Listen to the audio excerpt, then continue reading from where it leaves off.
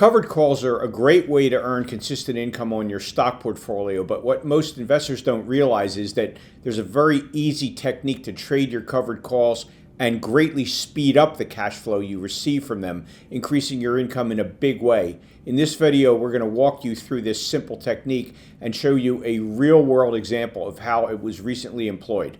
I'm Seth Freiberg, the head options trader here at SMB Capital in Manhattan, and we're one of the top proprietary trading firms in the world with numerous 7- and even 8-figure per year traders. You found the right place to learn.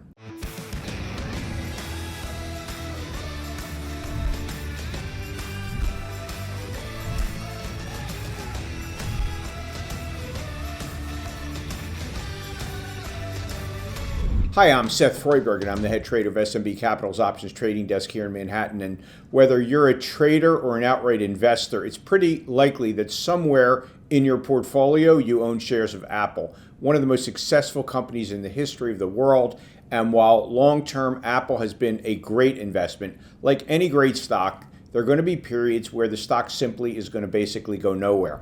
For example, if you go back to mid-November 2021, you'll see that Apple literally has had no appreciation at all. And so Apple ownership would have been frustrating during that period of time, particularly in light of the fact that while the average S&P 500 stock yields 1.71% in dividends, Apple yields barely over 0.5%. And so obviously over the last 2 years, Apple stock has not been at all rewarding from any perspective. And so there's an options trading strategy known as the covered call, which can serve as a solution to this problem. And in fact, a certain percentage of the investing public utilizes the covered call technique to reap extra income from stocks that yield them little or no dividend income. But in most cases, they don't realize how much money they're leaving on the table for literally no reason.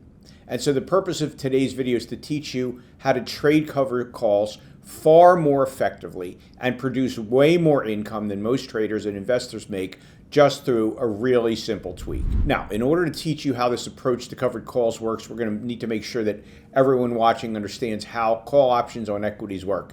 And if you already know how they work, just hang in there because this is going to be quick. So a call option on a stock entitles the buyer of that option to buy 100 shares of a stock at a certain price called the strike price of that call option at any time after the call buyer buys that call option.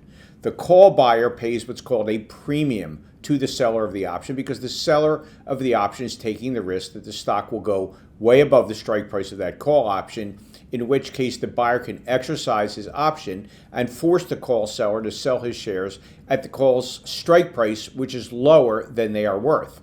But it's also important to keep in mind that at expiration, if you've sold a call and the market closes below the strike price of that call, then unless the call was previously exercised, that call expires worthless and the call seller just pockets the premium. So that's how call options work. Now, a covered call starts out with your owning 100 shares of that stock and then selling a call option on those shares that you own, usually at a strike price at or above the stock's current price at a fixed interval like once a month or once a quarter. And as we get into this upcoming example, you'll see very clearly why someone would do that. Okay, so with that said, let's say that an investor owns 300 shares of Apple on December 17th, 2021, when the stock was trading a little bit over 171. And so let's say that the trader had decided to implement a quarterly covered call program on those 300 shares. So he goes out about 3 months and pulls up an options chain for Apple's March expiration. And he looks at the closest call strike price to where the stock is trading, which is the 170 strike, and he goes ahead and sells 3 of those at a price of $11.43. Now, from a cash flow standpoint, let's understand that what just happened was that for the right to buy our 300 shares of Apple at 170 at or before the options expire in March, we were just paid $11.43. And remember, each options contract represents that right on 100 shares. So we multiply that by 100, and we sold 3 of them. So when you multiply it all out, we end up with $3,429 of positive cash flow. If we move to the day those options expire, we can see that Apple, after initially rallying early in 2022, began to sell off, and by March 17th, the day that these options ceased trading, the stock had dropped to about 160, resulting in the call options expiring worthless. And so the trader just pockets his $3,429 of covered call premium, and then he basically reloads again, selling 3 of those same 170 calls, this time expiring in June, 3 months later. Okay, now updating our income chart for the June calls we just sold, you can see that we brought in 1905, and again, moving to the day those stopped trading, Apple had sold off down to 131.56. And so updating our campaign progress, you could see that we've now collected $5,334.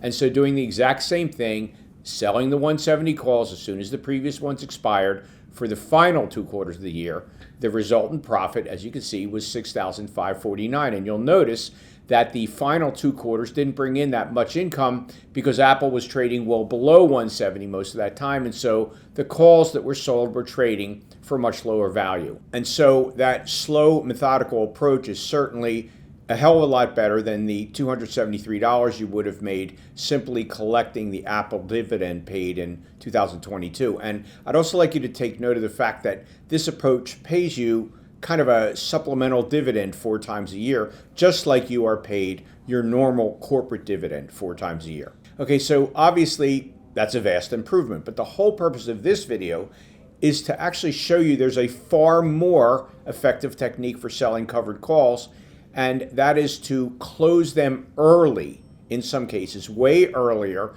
than letting them simply expire. And so if instead we wait until they shrink down to about 10% of their original value, at which point we buy them back and then reload shortly thereafter, regardless of how quickly that happens, that is more effective. In other words, we don't wait for them to expire every 90 days like the technique we just described.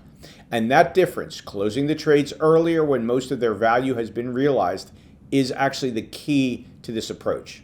So let's start again using this second technique, selling the calls and later buying them back. And we start the same way we did before, selling those 3 calls at 170 expiring in March, the exact same trade, except this time, instead of waiting until the calls expire in March, we instead watch the price of the call as it fluctuates depending upon what's happening with the stock's price.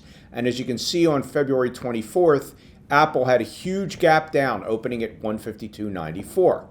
And so when a stock drops like that so precipitously, it pulls the call options price down with it. And so by that morning, the call price had shrunk down to 69 cents. And so if we, instead of allowing it to expire worthless, we simply bought it back for that low price of 69 cents, then our cash flow situation would look like this, with a profit from the March calls of $3,222, which is actually less than we made from the March calls in the first approach, where we just let them expire and pocketed the premium. So you might be asking, well, how's that going to help us if this new technique causes us to make less money on that first transaction? Well, let's see how this unfolds, and that question is actually going to answer itself. So now if we wait just about a week to March 2nd, you'll see that Apple bounced after that initial gap down a week earlier, resulting in the stock climbing back to over 166. Well, if you think about it, if the stock bounces, that's going to make the value of the calls go up as well. And so instead of selling the June calls like we did in that previous approach, we sell the May calls. And we sell those for, as you can see, $8.05, which then adds $2,415 to our cash flow. And then if we move ahead to May 3rd, 70 days before the May options expire, we see that Apple again sold off to below 160. And when we take a look at the options chain, we see that the opportunity to again close the May position early for about 10% of the original price is there for us. And so we buy those back. Again, we update our cash flow table for this buyback of the May calls.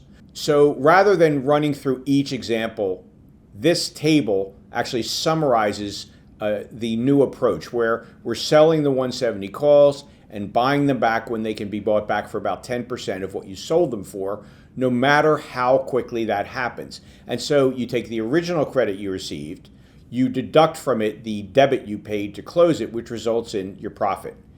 We're also capturing on this chart how long we were in each trade to demonstrate how often we're reloading to speed up the flow of cash into our account as compared to the quarterly expirations that guarantee no more than 4 trades a year. And so, for example, the July expiration trade was only 15 days because the stock sold off dramatically after the calls were sold, allowing you to buy them back cheap quickly, which was purely luck, but that can and will happen if you trade covered calls this way. On the other hand, we were never really able to get out of the August calls early, and instead on the last day they traded, we bought them back for a large debit, resulting in a very small $60 gain. And that's going to happen too.